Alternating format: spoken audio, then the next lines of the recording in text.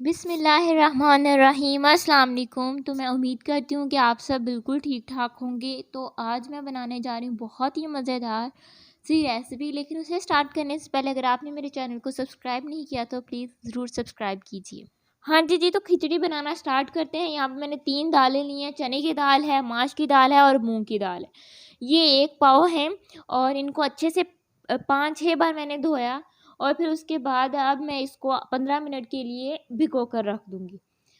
अब क्या करना है कि हमने एक पैन लेना है, उसमें ये जो 2 आपको चम्मच बड़ा नज़र आ रहा है, ये 2 चम्मच भर के मैंने ऑयल के ऐड कर दिए, कुकिंग ऑयल के, कोई सा भी ले सकते हैं आप।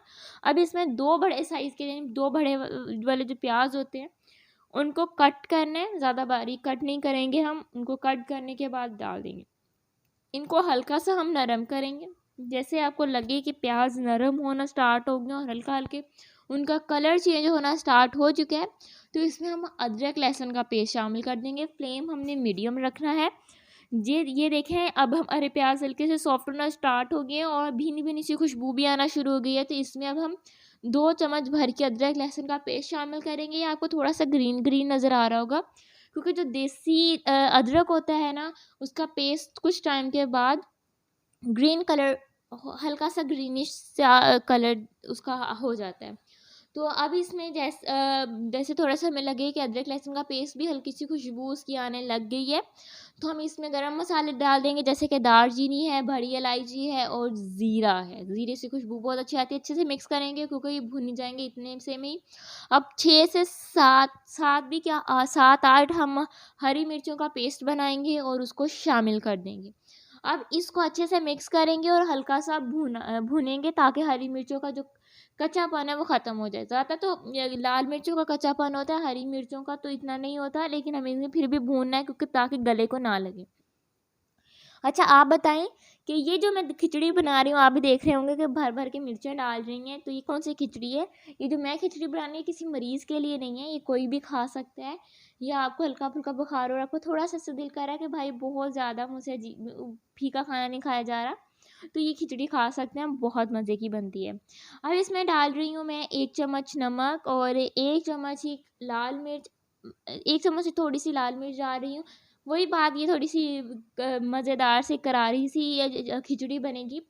हमारे घर में मुख्तलिफ़ किस्म की खिचड़ियाँ बनती हैं, जैसे कि एक बिल्कुल जिसमें कोई नमक चीनी नहीं होती, वो दूध में डाल के खाने वाली होती है। एक में हल्का सा नमक होता है।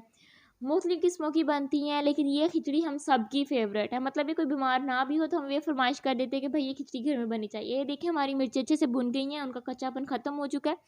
तो अब हम इसमें 4, ये जो आपको नज़र आ रहे हैं, ये 4 बाउल भर के मैं डाल दूँगी। और ये तकरीबन कितने बनते हैं? ये 6 कप बनते हैं। 6 कप ये बनते हैं। और ये अगर आपके घर में इतने साइज़ का कोई बाउल है तो ये आप 4 डाल दें। आप भी मुझे वैसे कमेंट में ज़रूर बताइएगा कि आपके घर में किस किस्म की खिचड़ी बनती है। मेरे अब्बू हमारे घर में हर किस्म की बनती है, लेकिन वो जो बिल्कुल ही दूध वाली होती है वो तो अब्बू ही खाते होते हैं ज़्यादा शौक से। तो लेकिन हम ये वाली ज़्यादा पसंद करते हैं, इसलिए मैंने कहा सबसे पहले इसी की रेसिपी देनी चाहिए, बाकियों की भी मैं इंशाल्लाह ज़रूर दूँगी। अब मुझे लग रहा था नमक कम में, हमें नमक इतना रखना होता है कि अगर हम चाहते हैं हमारे चावलों में परफेक्ट नमक हो, तो ये जो पानी होता है ना, ये खारा होना चाहिए। खारा मतलब कि आपके कि बहुत ज़्यादा, जब आपको खारे का मतलब तो समझते हैं ना आप लोग, बस वैसा होना चाहिए, तभी आपके चावलों में अच्छा नमक आएगा, सही वाला। अब इसमें मैं जैसे ही इसको थोड़ा थोड़ा गर्म होना स्टार्ट हो गया, बबल बनना नहीं मैंने दिए, हल्का सा बस पानी को गर्म करना है। जैसे पानी गर्म हो जाए, इसमें हमने जो दाल भिगो के रखी थी वो रख देनी है। अब इसको 40 मिनट के लिए मैंने मीडियम लो फ्लेम पर इसको पकाया है। और दाल देखिए, दाल का कच्चापन ख़त्म हो गया, बिल्कुल अच्छे से रेडी नहीं हुई दाल अभी भी, लेकिन उसका कच्चापन ख़त्म हो गया। अब बाकी की जो दाल है वो इस तरह बन जाएगी। अब चावल डाल देने हैं। दाल डालने के बाद जैसे ही पानी को उबाल आना शुरू हो जाए तो चावल डाल देंगे। चावलों को मैंने 15 मिनट के लिए पहले ही भिगो कर रख दिया था। और अब इसको हम कैप दे देंगे और थोड़ा सा इंतज़ार करेंगे कि हमारे चावल भी बनना स्टार्ट हो जाएं और पकना स्टार्ट हो जाएं। अब ये तो आप लोगों को भी पता है कि चावल कितना टाइम लेते हैं बनने में। और ये देखिए, अब थोड़ा थोड़ा चावल पानी पीना स्टार्ट हो चुके हैं, पानी को उबाल आना भी स्टार्ट हो चुका है, चावल भी खिलना शुरू हो चुके हैं। तो इसी तरह आपने थोड़ी थोड़ी देर बाद उसको हिलाते भी रहना है चम्मच के ज़रिए से, और इसको पकते भी देना है। अब मैं इसके ऊपर से कैप थोड़ी देर के लिए उतार दूँगी और फ्लेम को मीडियम रखेंगे और इसी तरह बबल बनते रहेंगे। चमचा थोड़ा मैंने चेंज कर लिए क्योंकि वो दूसरे वाला चमचा चावल के लिए इस्तेमाल नहीं होता, उसको मिक्स करने के लिए। देखिए पानी, हल्का पानी ये जज़्ब करना स्टार्ट हो चुके हैं और हमने बिल्कुल भी इसको वो नहीं करना है। देखिए बस इतना सा पानी रखना है। अब इसके बाद हम दम दे देंगे क्योंकि जो खिचड़ी होती है ना वो चिपचिपी होती है, जो खिले खिले चावल होते हैं वो खिचड़ी नहीं होते। तो अगर आप ये सोचेंगे कि भाई इतना पानी रह गया, तो इतना पानी इसलिए रह गया क्योंकि ये खिचड़ी है। मैं उम्मीद करती हूँ आपको मेरी वीडियो अच्छी लगी। अगर वीडियो अच्छी लगी तो लाइक तो कर दीजिएगा, सब्सक्राइब का तो मैंने पहले ही आपको कह दिया था। कमेंट में ज़रूर बताइए कि आपके घर में किस किस्म की खिचड़ी बनती है।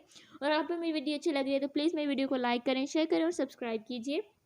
और मिलती हूँ आपको नेक्स्ट वीडियो में। अल्लाह हाफिज़। लेकिन नहीं रुकिए, अल्लाह हाफिज़ करने से पहले मैं आपको ये भी बताऊंगी कि आखिर ये खिचड़ी हमारे घर में किस तरह खा जाती है। आप देख रहे होंगे कि मैंने यहाँ पे देसी घी भी रखा है और रायता भी रखा है। तो मैं आपको बताती हूँ कि देसी घी से कौन खाता है और रायते से कौन खाता है। ये देखिए, ये इस तरह से अम्मी ने कहा कि चलो इनकी बॉल्स बना देते हैं, और ये देसी घी से मेरे खाते हैं मेरे अब्बू बड़े शौक से। जब भी खिचड़ी बने, जिस मर्जी किस्म की खिचड़ी बने, वो ढेर सारा देसी घी डाल के खाते हैं। वो सऊदीया में रहते थे तो इसलिए वो सऊदी लोग देसी घी को इस तरह खाते हैं, यानी कि देसी घी ज़रूर डालते हैं ऊपर। और जो मैं खाती हूँ, मेरे घर में खाया जाता है, वो रायते के साथ खाया जाता है।